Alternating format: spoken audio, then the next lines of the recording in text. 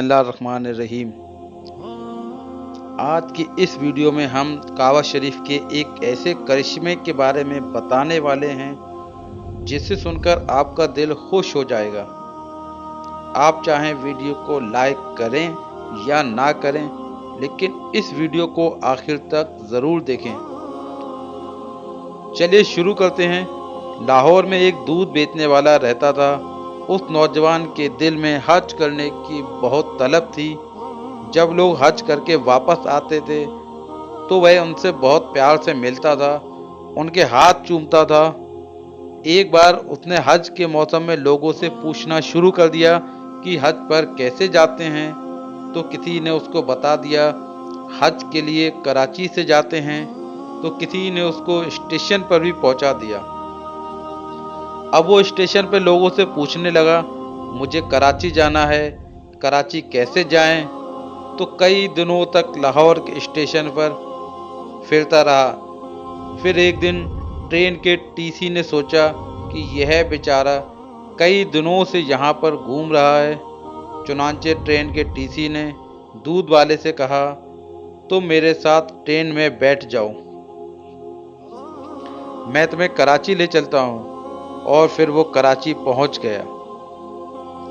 Karachi railway station पर पहुंचकर उसने लोगों से पूछना शुरू कर दिया, मुझे हज पर जाना है, हज पर कहाँ से जाते हैं? तो किसी ने उसे हाजी कैंप पर जाने का रास्ता बता दिया। तो वो दूध वाला हाजी कैंप चला गया।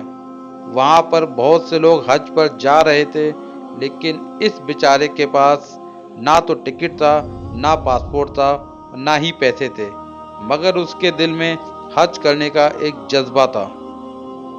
एक दिन उसे ख्याल आया, जो हाजियों का सामान जहाज पर ले जाने वाले कुली होते हैं, उन्हें जहाज के अंदर जाने की इजाज़त है। चुनांचे उसने एक कुली से दोस्ती कर ली और कुली की वर्दी पहनकर हाजियों का सामान जहाज में रखने लगा। दूध वाला सामान रखने के बहाने जहाज पर आता जाता रहा। जब सारा सामान खत्म हो गया तो वह जहाज के अंदर किसी कोने में छुपकर बैठ गया और अपने कपड़े पहनकर कुली की वर्दी वापस भिजवा दी। लोग अपने अपने कमरों में बिस्तर पर सोते रहे और वो बेचारा बाहर बैठकर वक्त गुजारने लगा। उसने जहाज पर एक बंदे से कहा, भाई साहब जब जद्दा आ जाए तो मुझे बता देना। तो उन साहब ने उसे बताया कि वो देखो जद्दा आ गया। इसके बाद वह दूध वाला जहाज के ऊपर चढ़ गया और वहां से खड़े होकर समंदर में अंदर छलांग लगा दी। उस दूध वाले को तो तैरना भी नहीं आता था। चुनांचे जब वो नीचे गया तो ऊपर नहीं आ सका। तो उस आदमी ने देखा यह तो नजर ही नहीं आ रहा, तो वह आदमी समझ गया कि यह बेचारा पानी में डूब गया। तो उसने सोचा कि अल्लाह को यही मंजूर होगा। उसके बाद उस आदमी ने हज किया और तवाफ ज़ियारत के बाद हरम शरीफ से बाहर निकल रहा था। तो उस आदमी ने देखा कि वह दूध वाला भी हरम शरीफ के बाहर निकल रहा है। इस आदमी ने फौरन दूध वाले से पूछा, भाई साहब आप तो वही हो ना जिन्होंने जहाज में समंदर से छलांग लगा दी थी? तो दूध वाला कहने लगा, हाँ मैं वही हूँ। तो उसने दूध वाले से पूछा, तुम्हारे साथ क्या हुआ? दूध वाले ने कहा, मेरे साथ क्या हुआ यह मैं तुम्हें आगे जाके बताऊंगा। चुनांचे वो आदमी उसके साथ चल दिया। जब वह बाहर निकला तो देखा एक बिल्कुल नई कार खड़ी हुई है। ड्राइवर उसका इंतज़ार कर रहा है। दूध वाला कार के अंदर बैठ गया, उस आदमी को भी बैठा लिया, एक मकान की तरफ चल दिया। मकान में जाकर उसने उसे एक जगह पर बैठा दिया कि और कहा कि मेहमान के लिए खाने पीने की चीज़ें लाइए। चुनांचे खादिम कुछ फल लेकर आया। तो उस आदमी ने हैरान होकर पूछा कि भाई मुझे बताओ आखिर ये क्या कहानी है? तो दूध वाला कहने लगा, मैं तुम्हें किस्सा बाद में बताऊंगा, पहले मेरी कार देखो, ये मेरी कार है और ये मेरा ही मकान है। उसने पूछा, ये सब तुम्हें कैसे मिल गया? तो दूध वाले ने कहा, एक राज की बात है, लेकिन क्योंकि तुम मेरे बारे में जानते हो इसलिए यह राज मैं तुम्हें बता देता हूँ। फिर दूध वाला कहने लगा कि मेरे दिल में अल्लाह का घर देखने का बहुत शौक़ था। उसी के मुझे ये सिला मिला है। जब मैं जद्दा पहुंचा तो मैंने मैंने अपने आप को अल्लाह के हवाले कर कर मैंने अपने समंदर में छलांग लगा दिए। मुझे तो तैरना भी नहीं आता था, बस ऐसे ऐसे ही हाथ पांव मारता रहा। उसका नतीजा यह निकला कि समुद्र की लहरें खुद ही मुझे धकेलकर किनारे की तरफ ले जाती रहीं और मेरे अंदर पानी भी चला गया था और मेरे होश उड़ गए थे और मैं बेहोश किनारे पर पड़ा था। जब मुझे होश आया तो सुबह तहज्जुद का वक्त था। मैंने उधर उधर देखा तो बाहर जाने के सारे रास्ते बंद थे। चारों तरफ लोहे के ग्रिल लगे हुए थे, आगे का दरवाज़ा बंद था।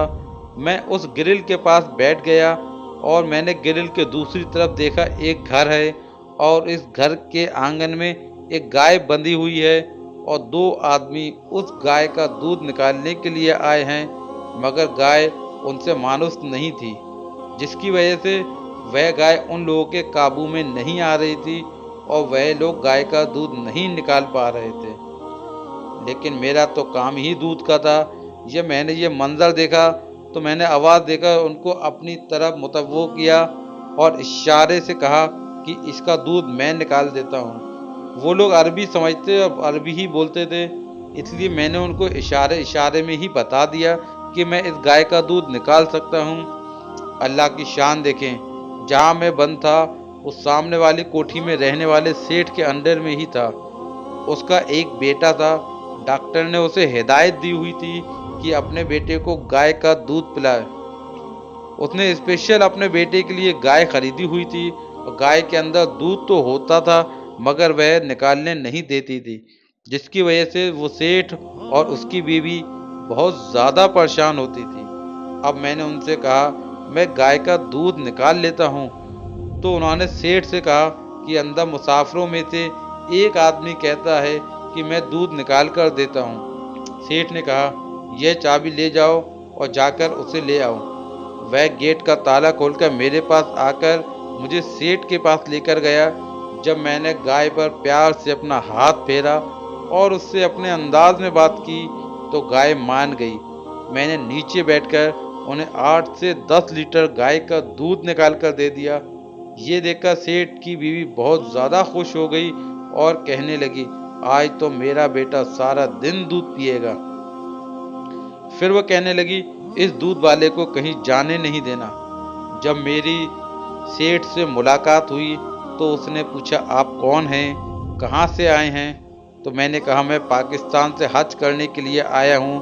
तो कहने लगे हम तुम्हें वापस नहीं जाने देंगे, तुम बहुत अच्छा दूध निकालते हो। तो मैंने कहा दूध तो मैं निकाल दिया करूँगा, लेकिन मुझे हज भी करना है। तो वो लोग कहने लगे इसकी फ़िक्र तुम मत करो, हम तुम्हें हज भी करवा देंगे। और दूसरे दिन उसकी बीवी ने अपने वालिद को फ़ोन किया और सारी बात बता दी। उसके वालिद 200 गाय भैंसों का एक बड़ा बाड़ा बनाया हुआ था। चुनांचे जब उसने यह बात सुनी तो वह बहुत ज़्यादा खुश हो गए और कहने लगे हमें ऐसे ही बंदे की ज़रूरत है जो इस काम में परफेक्ट है। बाद में उन्होंने सेठ को फ़ोन कर दिया और हमारे पास भेज दो। चुनांचे सेठ ने मुझे अपनी गाड़ी में बिठाया और अपने ससुर साहब के घर छोड़ आया। उसके ससुर ने मुझसे कहा कि मैं तुम्हें यहाँ रखता हूँ, यह तुम्हारे जिम्मे का काम है। तुम सुबह शाम मेरी गाय भैंस का दूध निकाल दिया करो। और जब दूध निकालने का वक्त आया तो मैंने 20 से 25 गायों का दूध मिनटों में ही निकाल दिया। वो लोग बहुत ज़्यादा हैरान हुए और सोचने लगे इतना भी दूध निकल सकता है, आज तक तो इतना दूध नहीं निकला है। वो लोग कहने लगे कि तुम यहीं रहो, तुमको जाने नहीं देंगे, हम तुम्हें हज भी करवा देंगे। मैंने उनसे कहा मुझे वापस अपने घर जाना है। तो वह कहने लगे तुम्हें यहीं रहना होगा। मैंने कहा मेरी बीवी और बच्चे तो वहाँ हैं। तो उन्होंने कहा तुम फिक्र मत करो, मैं एक नया घर बनाया है, ये घर मैं तुमको देता हूँ। ये मेरी नई गाड़ी है, मैंने नई गाड़ी ली है और गाड़ी मैं तुम्हें तोहफे में देता हूँ। तुम अपने बच्चों बीवी और गांव का एड्रेस बता दो, मैं उनको पैगाम भिजवा देता हूँ और आने वाले जहाज़ में तुम्हारे बीवी और बच्चे यहाँ पहुँच जाएंगे। उसके बाद एक और हज कर लेना। अब मेरी तो हर साल, बल्कि अब तो हर साल हज करते रहना। एक हफ्ते बाद मेरी और बीवी बच्चे मेरे पास पहुँचेंगे। मैंने हज भी कर लिया। यह अल्लाह के घर को देखने की बरकत है। अल्लाह ने मुझे दुनिया की नेमतें अता की। अब मैं यहीं रहूँगा और हर साल बैतुल्लाह शरीफ की ज़ियारत भी करूँगा। दोस्तों, अगर आपको हमारी वीडियो पसंद आई हो तो वीडियो को लाइक करें और कमेंट में आमीन ज़रूर लिखें। अस्सलाम वालेकुम।